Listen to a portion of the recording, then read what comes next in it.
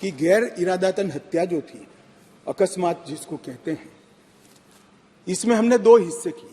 अकस्मात तो किसी भी व्यक्ति से किसी भी स्थिति में हो सकता है। गाड़ी चलाता रहे एक व्यक्ति और रास्ते में कोई भी बेध्यान हुआ या कोई रश कर आ गया और अकस्मात हो गया। अकस्मात करने के बाद वो व्यक्ति स्वयं उसको पुलिस स्टेशन या तो हॉस्पिटल ले जाता है, तो इसके लिए कम सजा का प्रावधान किया है। हिट एंड रन केस, मरता हुआ छोड़कर कोई भाग जाता है, तो इसके लिए हमने 10 साल की सजा का प्रावधान किया। जो आतंकवादी कृत्य करते हैं उनके प्रति कोई दया भाव नहीं होना चाहिए। कठोर से कठोर इनके लिए कानून का प्रावधान होना चाहिए।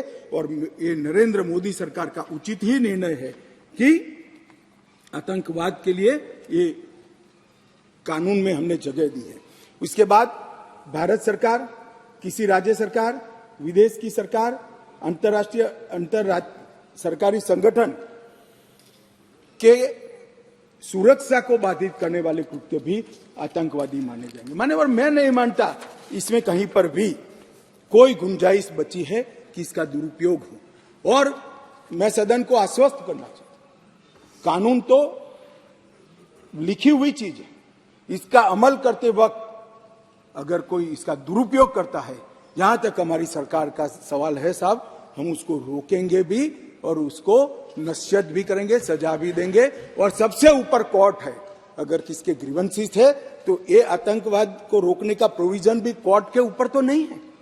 धारा लगते ही कोर्ट इसकी मीमांसा करेगी, मगर इसके डर से आतंकवाद को ही न रोका जाए, मैं इस बात से सहमत नहीं हो सकता। मान्यवर, मैं सदन से अपील करना चाहता हूं कि इस धारा को जो मोदी सरकार लेकर आई है, आपका समर्थन चाहिए, आशीर्वाद चाहिए और जीरो टॉलरेंस का एक संदेश इस सदन से जाना चाहिए। मान्यवर, संगठित अपराध की भी पहली बार व्याख्या की गई है।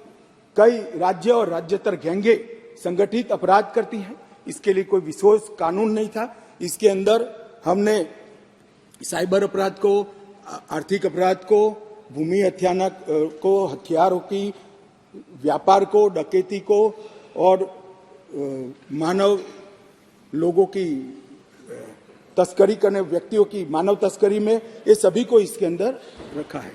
आर्थिक अपराध की भी हमने व्याख्या की है। करेंसी नोट, बैंक नोट, सरकारी स्टैंप का कुटकरण, हवाला व्यवहार और बड़े पैमाने पर वित्तीय कपट और आर्थिक व्यवस्था को तोड़ने के सभी प्रयास, इसको भी आर्थिक अपराध की व्याख्या की तरह पहली बार लाने का काम नरेंद्र मोदी जी कर रहे हैं। और इससे मुझे लगता है कि न्यायपालिका का काम काफी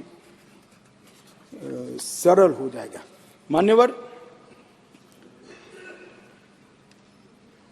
एक मैं स्पष्टीकरण करना चाहता हूं कि गैर इरादतन हत्या जो थी, अकस्मात जिसको कहते हैं, इसमें हमने दो हिस्से किए।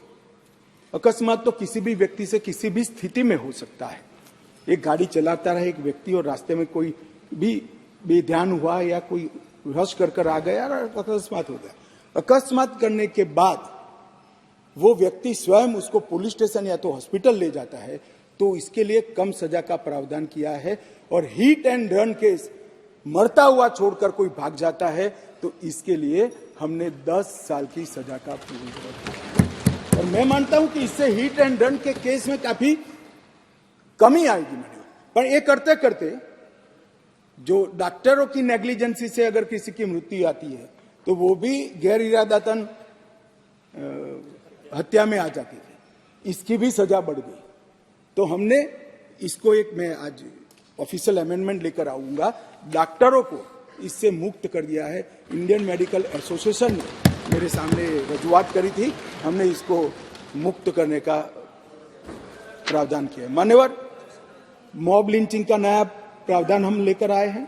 नस्ल, जाति, समुदाय या किसी शंका के आधार पर एक टोला एकत्रित होकर किसी को मार देता है, तो उसमें मैक्सिमम फांसी तक की सजा की है। स्नैचिंग के लिए कोई कानून नहीं था, चैन स्नैचिंग होते थे, मोबाइल होते थे और अलग अलग धाराओं में अंत में कानून के गैप का फायदा उठाकर वो छूट जाते हैं थे। स्नैचिंग के लिए भी हमने कानून लाया है।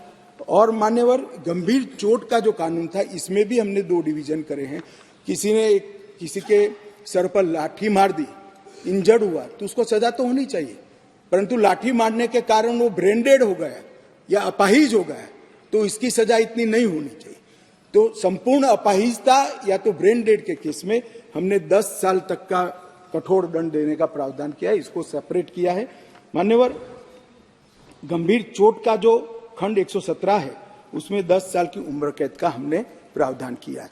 हमसे जुड़े रहने के लिए हमारे YouTube चैनल को सब्सक्राइब करें और नई वीडियो की नोटिफिकेशन के लिए बेल आइकॉन को दबाएं।